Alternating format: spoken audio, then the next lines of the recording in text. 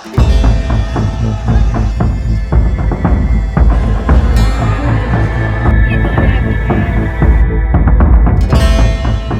सितंबर 2025, जगह काठमांडू, नेपाल।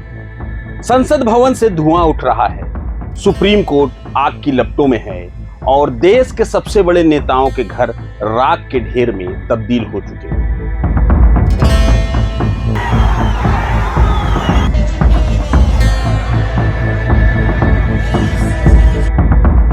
सड़कों पर हैं देश की जेनजी, वो पीढ़ी जो टिकटॉक और इंस्टाग्राम पर बड़ी हुई, आज अपने ही देश की सड़कों पर क्रांति की आग जला रही है। क्यों?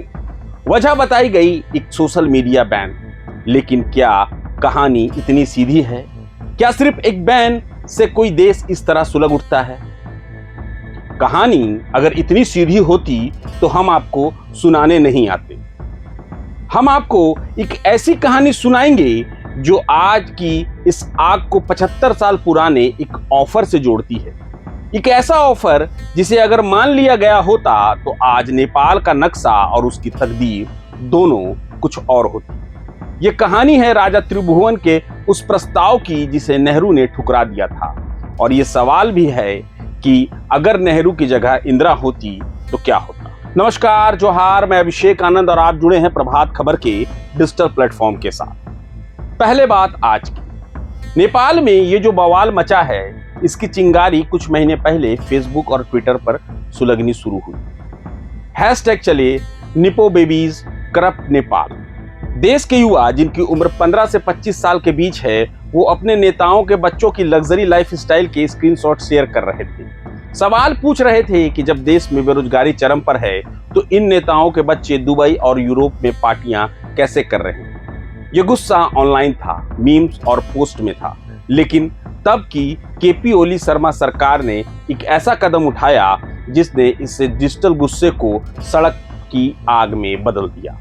सरकार ने फेसबुक, इंस्टा, एक्स, यूट्यूब समेत 26 सोशल मीडिया प्लेटफॉर्म पर बैन लगा दिया।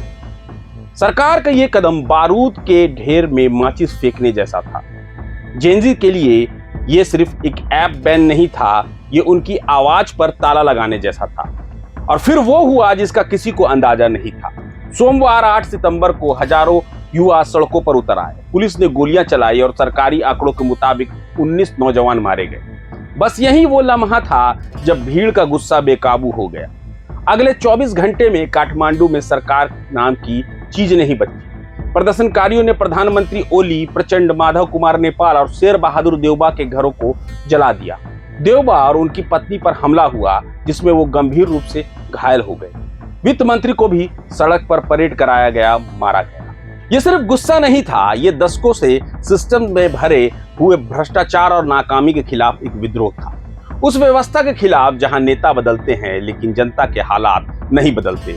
लेकिन समझने के लिए कि नेपाल में बार बार ऐसी राजनीतिक अस्थिरता क्यों आती है, हमें इतिहास के पन्ने पलटने होंगे। हमें चलना होगा 75 साल पहले, उस दौर में जब नेपाल का एक राजा अपना पूरा देश भारत को सौंपने की तैयारी में था।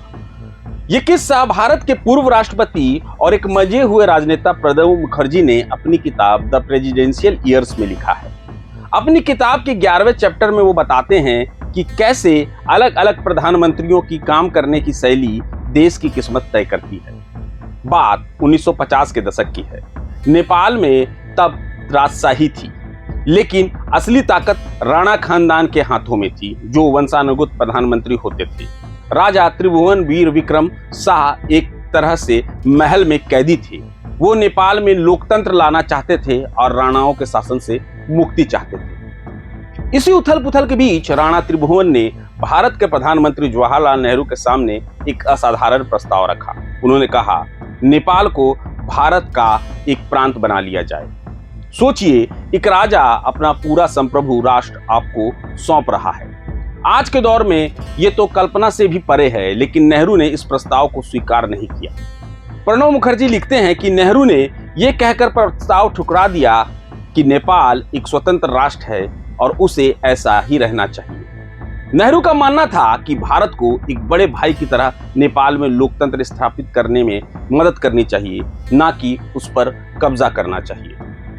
नेहरू की ये आदर्शवादी विदेश नीति का एक बड़ा उदाहरण था। वो साम्राज्यवाद के सख्त खिलाफ थे और किसी भी देश को भारत में मिलाना उन्हें नैतिक रूप से गलत लगा। लेकिन यहीं पर प्रणव दा एक बहुत दिलचस्प सवाल उठाते हैं। वो लिखते हैं, अगर नेहरू की जगह इंदिरा गांधी होती तो वो इस मौके पर जरूर फायदा उठाती, जैसा कि उन्होंने सिक्किम के मामले में उठाया था। ये एक बहुत बड़ा व्हाट इफ है। इंदिरा गांधी अपनी कूटनीतिक और राजनीतिक इच्छा शक्ति के लिए जानी जाती थी। उन्होंने 1975 में सिक्किम का भारत में विलय कराया था, जब वहां के हालात भी कुछ हद तक अस्थिर थे। अगर 1950 में इंदिरा गांधी प्रधानमंत्री होती तो क्या आज माउंट एवरेस्ट भारत में होता? क्या काठमांडू भारत का एक प्रमुख शहर होता? और अगर ऐसा होता तो क्या नेपाल को वो राजनीतिक अस्थिरता, गृह युद्ध और माओवादी हिंसा का लंबा दौर देखना पड़ता जो उसने पिछले कुछ दशकों में देखा है?